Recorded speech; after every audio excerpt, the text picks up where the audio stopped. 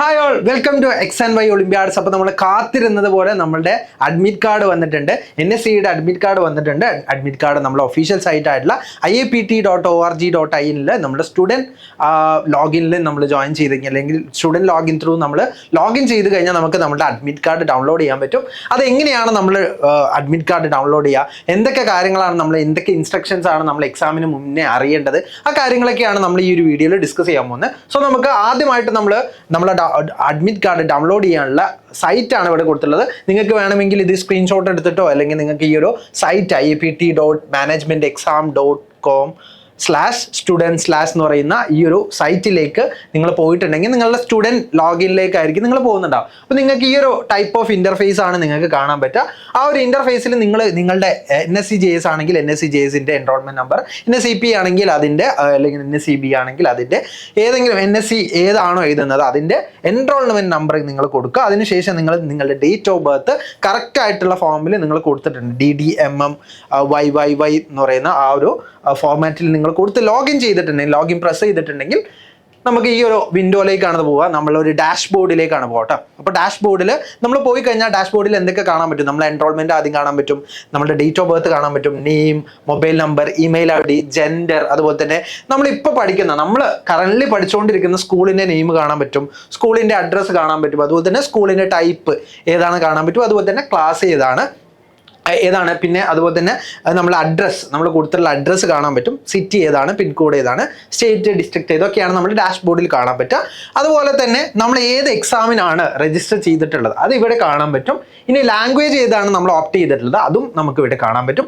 ഇനി നമ്മൾ നോക്കുകയാണെങ്കിൽ ട്രാൻസാക്ഷൻ, നമ്മൾ ഫീ പേ ചെയ്തിട്ടുള്ള ആ ട്രാൻസാക്ഷൻ ID ആയിരിക്കും നമ്മൾ ബാക്കിയുള്ള കാര്യങ്ങൾ. നമ്മൾ ഓൾറെഡി ഈ ഒരു ഡാഷ്ബോർഡുമായിട്ട് നിങ്ങൾ പരിചയം ഉണ്ടാവും. കാരണം നമ്മൾ ട്രാൻസാക്ഷനും പ്രിൻറ്റിങ്ങും കാര്യങ്ങളൊക്കെ ഈ ഒരു സ്റ്റുഡൻറ്റ് ID നമ്മൾ ഈ ലോഗിൻ ചെയ്തിട്ടാണ് നമ്മൾ എടുത്തിരുന്നത്. സോ ഈ ഒരു കാര്യങ്ങളാണ് നമുക്ക് കാണാൻ പറ്റും. അവിടെ നമുക്ക് ഫീ അടച്ചിട്ടുള്ളതിൻ്റെ റെസിപ്റ്റ് നമുക്ക് ഡൗൺലോഡ് ചെയ്യാൻ പറ്റും. ഇതൊക്കെ നിങ്ങൾ ചെയ്തിട്ടുണ്ടാവും. ബട്ട് നിങ്ങൾക്ക് അതിൻ്റെ ഏറ്റവും താഴേക്ക് വന്നു കഴിഞ്ഞാൽ ഡൗൺലോഡ് ഹാൾ ടിക്കറ്റ് എന്ന് പറയുന്ന ഒരു ഓപ്ഷൻ കാണാൻ പറ്റും.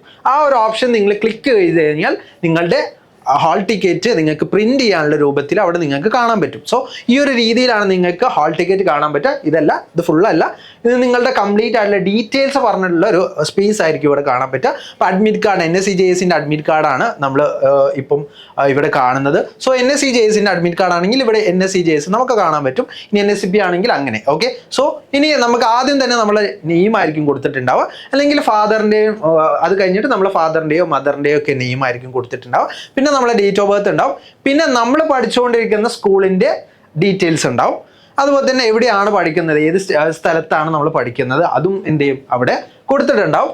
ഇനി നമ്മൾ ഏറ്റവും മേജറായിട്ട് നോക്കേണ്ടത് നമ്മളുടെ എക്സാം സെൻറ്റർ ഏതാണ്, അത് ഈ ഒരു കോളത്തിലായിരിക്കും അല്ലെങ്കിൽ ഈ ഒരു ബ്ലാങ്കിലായിരിക്കും നമുക്ക് കാണാൻ പറ്റുക. ആ സെൻറ്ററിൻ്റെ നെയിം ഏതാണ്, സെൻറ്ററിലേക്ക് പോകാനുള്ള ലൊക്കേഷനാണ് QR കോഡായിട്ട് നമുക്ക് ഇവിടെ കിട്ടുന്നുണ്ടാവും. അതുപോലെ തന്നെ നമ്മൾ ഏത് എക്സാം ആണ് എഴുതുന്നത്, സപ്പോസ് നമ്മൾ NSCJS ആണ് എഴുതുന്നതെങ്കിൽ സൺഡേ 23rd November 2025 2:30 to 4:30 എന്ന് പറഞ്ഞിട്ട് നമുക്ക് ആ ടൈം കൊടുത്തിട്ടുണ്ടാവും. നമ്മൾ ഓപ്റ്റ് ചെയ്തില്ല, നേരത്തെ കണ്ടിട്ടില്ല, ഓപ്റ്റ് ചെയ്തില്ല, ലാംഗ്വേജ് നമുക്ക് അവിടെ കാണാൻ പറ്റും. ഇനി ഏറ്റവും ഇമ്പോർട്ടൻ്റ് ആയിട്ട് നമ്മൾ റോൾ നമ്പർ കാര്യങ്ങളൊക്കെ ചെക്ക് ചെയ്തതിന് ശേഷം നമ്മൾ റീസെൻ്റ് ആയിട്ട് എടുത്തുള്ള ഒരു പാസ്പോർട്ട് സൈസ് ഫോട്ടോ നമ്മളെ അവിടെ അഫിക്സ് ചെയ്യണം. ഓക്കെ, അവിടെ അഫിക്സ് ചെയ്തതിന് മാത്രം പോരാ, നമ്മൾ ഏത് സ്കൂളിലാണോ പഠിക്കുന്നത് ആ സ്കൂളിൻ്റെ ഹെഡ് മാസ്റ്ററിൻ്റെ സീലും സിഗ്നേച്ചറും അതിൻ്റെ മുകളിൽ വേണം. Seal and signature of the principal be put across the photograph. The seal or signature should not appear on the face. അതായത് ഫേസ് കവർ ചെയ്യാണ്ട് സീല് കാര്യങ്ങളൊക്കെ നമ്മൾ ഫോട്ടോഗ്രാഫിൻ്റെ മുകളിൽ വരുന്ന രീതിയിൽ വേണം നമ്മൾ സീലും സിഗ്നേച്ചറും പ്രിൻസിപ്പളിൻ്റെ അല്ലെങ്കിൽ നമ്മുടെ അതോറിറ്റിയിൽ ഇരിക്കുന്ന ഹെഡ് മാസ്റ്ററിൻ്റെയൊക്കെ നമ്മൾ സൈൻ വാങ്ങേണ്ടത്. ഓക്കെ, സോ അത് കഴിഞ്ഞ് കഴിഞ്ഞാൽ നമ്മൾ ഏറ്റവും ഇമ്പോർട്ടൻ്റ് ആയിട്ട് ചെയ്യേണ്ട അടുത്തൊരു കാര്യമാണ് ഈ സിഗ്നേച്ചർ ഓഫ് സ്റ്റുഡൻറ്റ് എന്ന് പറയുന്നത്. ബട്ട് ഇത് നിങ്ങൾ സ്കൂൾ അല്ലെങ്കിൽ നിങ്ങളുടെ സെൻറ്ററിൽ എത്തിയതിന് ശേഷം ഇൻവിജിലേറ്ററിന് മുന്നിൽ നിന്നാണ് ചെയ്യേണ്ടത്. So signature of the student നമ്മൾ ഇപ്പം തന്നെ ചെയ്യേണ്ട ആവശ്യമില്ല. ബട്ട് ഈ ഒരു കാര്യം, അതായത് നമ്മുടെ റീസെൻ്റ് ആയിട്ടുള്ള നമ്മളെ പാസ്പോർട്ട് സൈസ് ഫോട്ടോ അഫിക്സ് ചെയ്തതിന് ശേഷം നമ്മൾ ഏത് സ്കൂളിലാണോ പഠിക്കുന്നത് ആ സ്കൂളിൻ്റെ പ്രിൻസിപ്പളുടെ സീലും സിഗ്നേച്ചറും നമ്മളെ ഫോട്ടോന് മുകളിൽ കൊടുത്തിട്ടുള്ള ആ ഒരു ഹാൾ ടിക്കറ്റ് കൊണ്ടായിരിക്കണം നമ്മൾ സെൻറ്ററിലേക്ക് പോകേണ്ടത്. ഓക്കെ, സോ ഇതാണ് ഏറ്റവും ഇമ്പോർട്ടൻ്റ് ആയിട്ടുള്ള കാര്യം എന്ന് പറയുന്നത്. നമ്മൾ ഹാൾ ടിക്കറ്റിൽ നമ്മൾ ഏറ്റവും ഇമ്പോർട്ടൻ്റ് ആയിട്ടുള്ള കാര്യം ഇതാണ്. നമുക്ക് ഇനി കുറച്ച് ദിവസം കൂടി ഉള്ളൂ, നിയർലി ടു ദ 15 days ഒക്കെയാണ് നമുക്ക് മുന്നിലുള്ളത്, അല്ലെങ്കിൽ നിയർ ടു 20 days ആണ് നമ്മൾ മുന്നിലുള്ളത്. സോ ആ 20 days നമ്മൾ കംപ്ലീറ്റ് ചെയ്യേണ്ട ഒരു കാര്യമാണ് നമ്മൾ സ്കൂളിൽ നിന്ന് ഈ ഒരു ഹാൾ ടിക്കറ്റിൽ സിഗ്നേച്ചർ നമ്മളെ പ്രിൻസിപ്പളിൻ്റെ അടുത്ത് നിന്ന് വാങ്ങണം. ഇനി ഏറ്റവും ഇമ്പോർട്ടൻ്റ് ആയിട്ട് നമ്മൾ ഈ ഒരു കാര്യങ്ങൾ ഫില്ല് ചെയ്യുന്ന സമയത്ത് ഏറ്റവും ഇമ്പോർട്ടൻ്റ് ആയിട്ട് നമ്മൾ നോക്കേണ്ട കാര്യങ്ങൾ അവിടെ ഇൻസ്ട്രക്ഷൻ ആയിട്ട് താഴെ കൊടുത്തിട്ടുണ്ട്.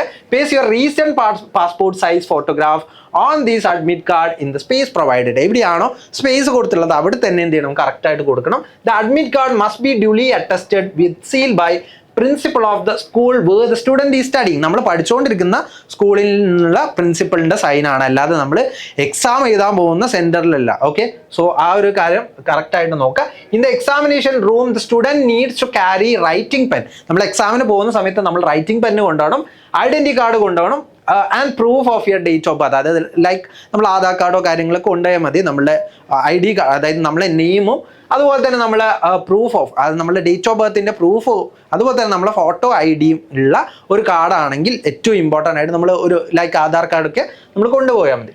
ഇനി the student must sign on admit card in front of the invigilator in the space provided. നമ്മൾ ഓൾറെഡി പറഞ്ഞു, നമ്മൾ ആ ഒരു കാര്യം നമ്മൾ ഹാളിൽ നിന്ന്, എക്സാമിനേഷൻ ഹാളിൽ നിന്നാണ് നമ്മൾ എന്ത് ചെയ്യേണ്ടത്, നമ്മൾ ആ ഒരു സിഗ്നേച്ചർ നമ്മൾ കൊടുക്കേണ്ടത്. അതിൻ്റെ മുമ്പേ നമ്മൾ ചെയ്യേണ്ട ആവശ്യമില്ല.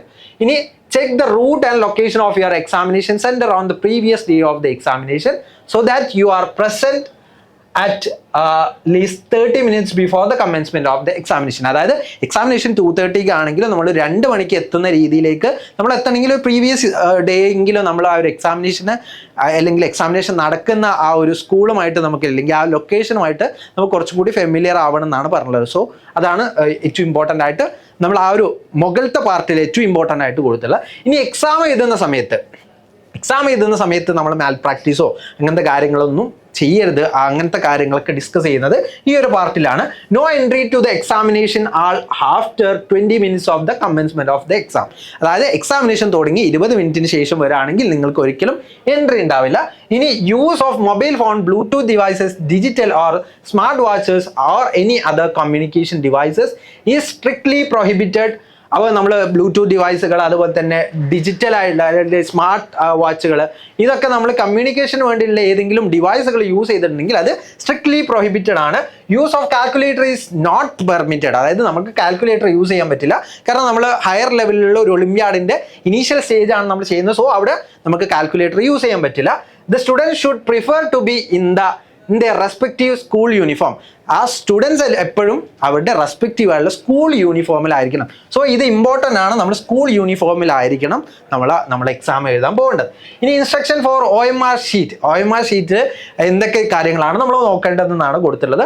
ഇനി ഓരോ എക്സാം നടക്കുന്നതിന് മുമ്പ് നമുക്ക് OMR ഷീറ്റിന് മുന്നേ ഒരു ഇൻസ്ട്രക്ഷൻ പേജ് ക്വസ്റ്റ്യൻ പേപ്പറിൻ്റെ തൊട്ട് മുന്നിലായിട്ട് കൊടുത്തിട്ടുണ്ട്. അത് കറക്റ്റായിട്ട് എന്ത് ചെയ്യണം, നമ്മൾ ഫില്ല് ചെയ്യണം. അവിടെ നമ്മൾ യൂസ് ചെയ്യേണ്ടത് blue or black ball point പെന്നാണ്. നമ്മൾ ജെൽ പെന്നോ അങ്ങനത്തെ കാര്യങ്ങളൊന്നും യൂസ് ചെയ്യരുത്.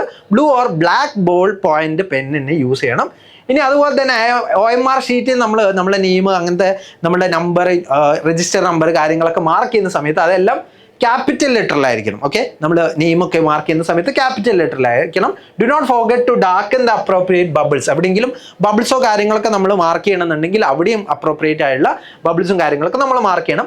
In case of wrong bubbling OMR sheet will not be replace.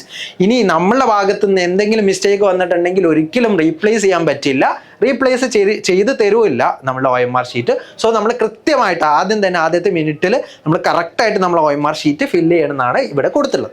ഇനി നമുക്ക് നോക്കാം, incomplete or incorrect careless field information may disqualify your candidature. അതായത് നമ്മൾ കറക്റ്റായിട്ടല്ല നമ്മളെ ഡാറ്റ കാര്യങ്ങളൊന്നും കൊടുത്തിട്ടില്ല എന്നുണ്ടെങ്കിൽ നമ്മളുടെ ആ ഡിസ്ക്വാളിഫിക്കേഷന് വരെ അത് കാരണമാവുന്നതാണ് പറഞ്ഞുള്ളത്. ഇനി OMR answer paper are evaluated using machines, hence changes of entry is not allowed. അതായത് നമ്മൾ മെഷീൻസ് ആണ് നമ്മൾ OMR ചെക്ക് ചെയ്യുന്നത്. സോ അവിടെ എന്തെങ്കിലും മിസ്റ്റേക്ക് വന്നിട്ടുണ്ടെങ്കിൽ OMRന് ആ ഒരു മെഷീനെ ഡിറ്റക്ട് ചെയ്യാൻ പറ്റില്ല. സോ ദാറ്റ് അവിടെ ഇവാലുവേഷൻ നടത്തുന്ന മെഷീനാണ്. സോ നമ്മൾ എന്തെങ്കിലും മിസ്റ്റേക്ക് വന്നിട്ടുണ്ടെങ്കിൽ അത് ഒരിക്കലും എന്ത് ചെയ്യില്ല, അലോ ചെയ്യില്ല എന്നാണ് പറയുന്നത്.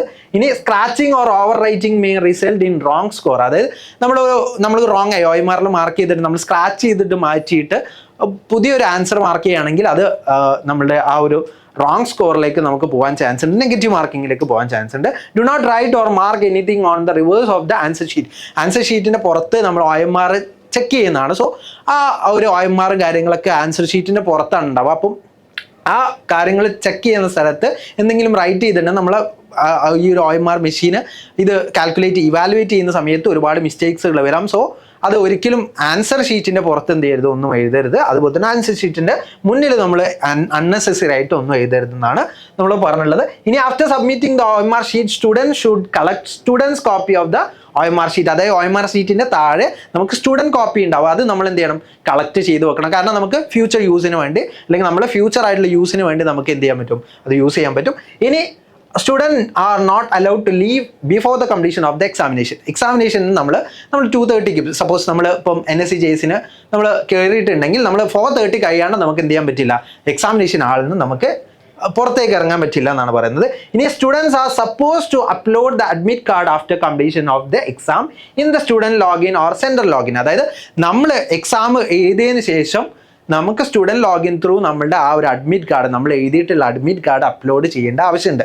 സോ അത് എന്ത് ചെയ്യണം, ഫ്യൂച്ചർ യൂസിന് വേണ്ടി അത് എന്ത് ചെയ്യണം, നമ്മളെ കയ്യിൽ കരുതണം. അതുപോലെ തന്നെ preserve the hard copy of the admit card four further reference. അതായത് നമുക്ക് ബാക്കിയുള്ള റെഫറൻസുകൾക്ക് വേണ്ടിയിട്ട് നമ്മൾ സ്കോർ കാർഡ് വരുമ്പോഴും അങ്ങനത്തെ കാര്യങ്ങൾ നമുക്ക് എലിജിബിലിറ്റി ഉണ്ടോ കാര്യങ്ങളൊക്കെ നമ്മൾ ചെക്ക് ചെയ്യണമെങ്കിൽ നമുക്ക് ഈ ഒരു ഹാൾ ടിക്കറ്റ് അല്ലെങ്കിൽ നമ്മുടെ ഈ ഒരു അഡ്മിറ്റ് കാർഡ് ഇമ്പോർട്ടൻ്റ് ആണ് എന്ന് മനസ്സിലാക്കുക. അതിൻ്റെ ഹാർഡ് കോപ്പി നമ്മുടെ കയ്യിൽ വേണം. അതുപോലെ തന്നെ സോഫ്റ്റ് കോപ്പി നമ്മൾ എക്സാം കഴിഞ്ഞ ഉടനെ തന്നെ നമ്മൾ എന്ത് ചെയ്യണം, ഈ ഒരു സ്റ്റുഡൻറ് ലോഗിനിൽ നമ്മൾ അപ്ലോഡ് ചെയ്യേണ്ട ആവശ്യമുണ്ട്.